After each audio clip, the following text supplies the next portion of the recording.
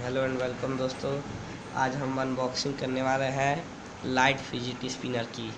ये बहुत बेहतरीन फिजिट स्पिनर है। इसको मैंने बाय किया एक शॉपकीपर से और ये मेड इन चाइना का है और बहुत बढ़िया है। इसमें लाइट हर कलर की जलेगी। ये देखिए, ये बहुत स्मूथली काम करता है।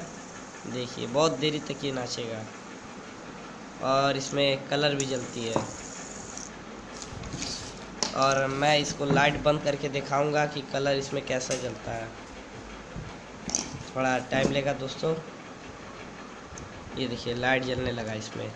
देखिए कितना लाजवाब लग रहा है देखने में। ये देखिए दोस्तों,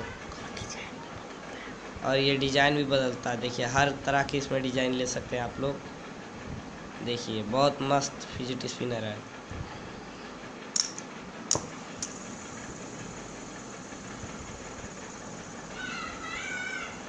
लाजवाब है दोस्तों। इसको आप लोग ज़रूर बाय करें और चलाएं।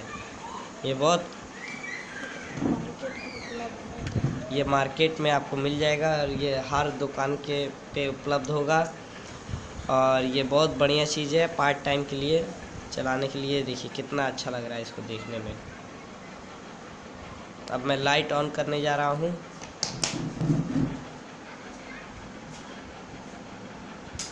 ये देखिए,